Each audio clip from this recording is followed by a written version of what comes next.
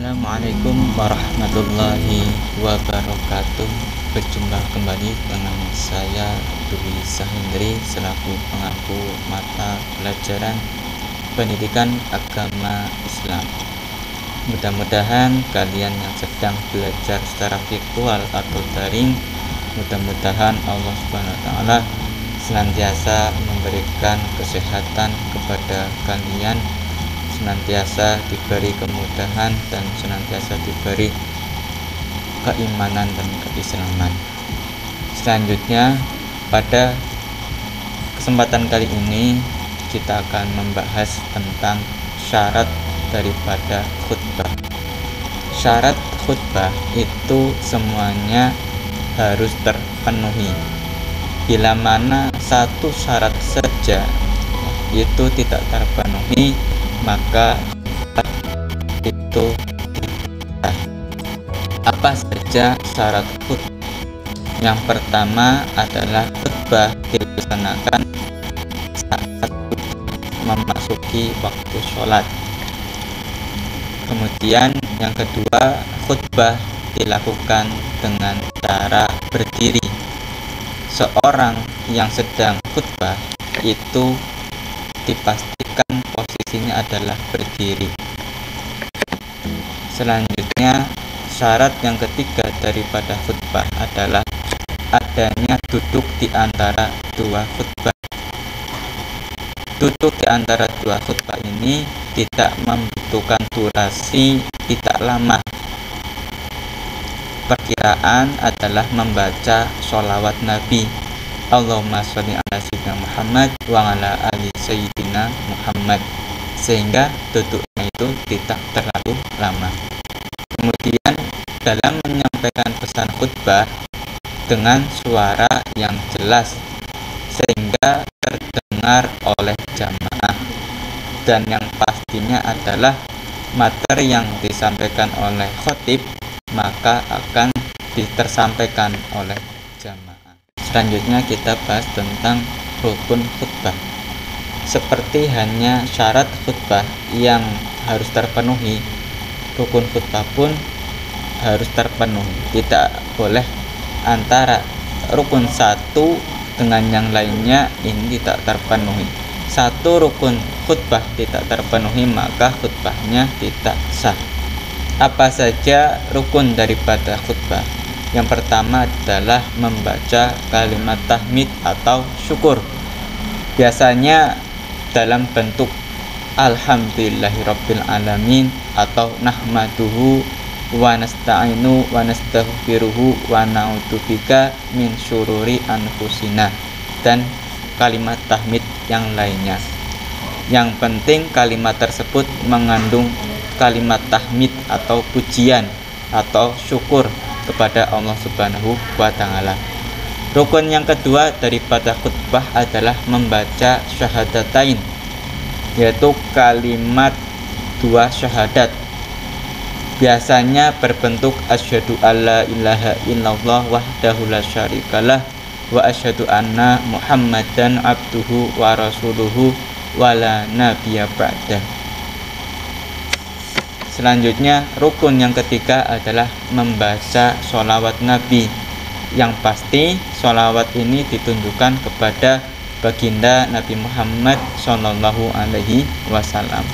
Bentuk sholawat bisa berupa Allahumma sholli ala sayyidina Muhammad wa ala ali sayyidina Muhammad, atau sholawat Ibrahimiyah, Allahumma sholli ala sayyidina Muhammad wa ala ali sayyidina Muhammad kama sholaita ala sayyidina Ibrahim wa ala ali sayyidina Ibrahim wa barik ala sayyidina Muhammad wa ala ali sayyidina Muhammad kama barakta ala sayyidina Ibrahim wa ala ali sayyidina Ibrahim fil alamina innaka hamidum majid.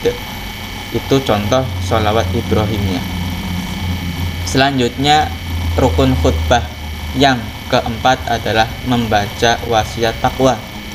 Wasiat takwa ini ditunjukkan kepada diri si khotib dan juga untuk jamaah yang hadir. Wasiat takwa pada muqaddimah khotib itu biasanya mengucapkan fa inni usikum wa iyyakum bittaqwallah al-aliyyi al-adim. Fa inni, maka sesungguhnya aku itu usikum berwasiat untuk diri saya, wa iyyakum dan diri kalian bittaqwa untuk takwa kepada Allah Subhanahu wa taala.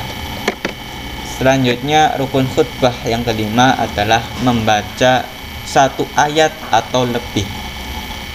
Dalam hal membaca suatu ayat atau lebih, tentunya bacaannya haruslah jelas dan tartil.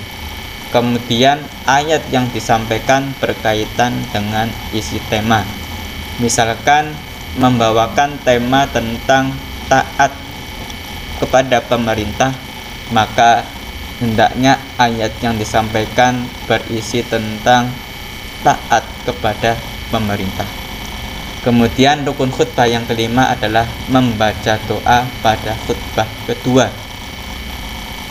Dalam bentuk doa ini biasanya si pembawa khutbah membacakan doa kepada kaum muslimin, baik laki-laki maupun perempuan, dan juga untuk kesejahteraan umat Islam, dan tentunya mendoakan agar umat Islam itu mulia. Biasanya di dalam bentuk Allahumma ghfir lana walijami'il muslimin wal muslimat wal mu'minin wal mu'minat, Allahumma a'izza al-islam wa adilla musyrikin. Selanjutnya rukun daripada khutbah adalah tertib. Maksud daripada tertib adalah berurutan antara rukun yang pertama hingga rukun yang terakhir. Tidak diperkenankan atau tidak diperbolehkan antara rukun satu dengan yang lainnya itu tidak berurutan. Jadi yang pertama adalah membaca hamdalah atau tahmid, kemudian yang kedua membaca syahadatain, yang ketiga membaca sholawat Nabi, yang keempat wasiat takwa, yang kelima membaca salah satu ayat, dan yang keenam berdoa di khutbah yang kedua, dan yang terakhir adalah tertib. Kemudian khotib. Khotib itu adalah orang yang menyampaikan khutbah, namanya adalah khotib. Syarat menjadi khotib yang pertama adalah muslim yang sudah baligh atau dewasa. Yang kedua, selain baligh, berakal sehat dan mumayyiz atau dapat membedakan mana yang benar dan salah. Berikutnya, syarat khotib, dirinya suci dari hadas dan najis. Kemudian dalam membaca dengan fasih dan tartil. Kemudian yang terakhir, syarat menjadi khotib adalah akhlak atau perilakunya baik. Kemudian ada tambahan, suaranya harus jelas. Ditambah lagi penampilan rapi dan sopan. Sunnah dalam melakukan khutbah apa saja? Yang pertama, memberi salam kepada jamaah dan menatap jamaah. Yang kedua, di tempat tinggi. Di zaman sekarang khutbah tidak perlu naik di atas bukit karena ada yang namanya mimbar, maka cukup memakai mimbar. Kemudian yang ketiga, suara jelas dan sistematis dalam menyampaikan materi atau nasihat dan menyelesaikan situasi dan kondisi. Yang keempat, memperpendek khutbah. Alangkah baiknya dalam menyampaikan nasihat dalam khutbah hendaklah jangan terlalu panjang. Kemudian membaca Quran surat Al-Ikhlas. Membaca Quran surat Al-Ikhlas dilakukan saat khotib ini berada posisi duduk di antara dua khutbah. Ya, terima kasih. Itulah sedikit materi mengenai syarat dan rukun daripada khutbah. Bila mana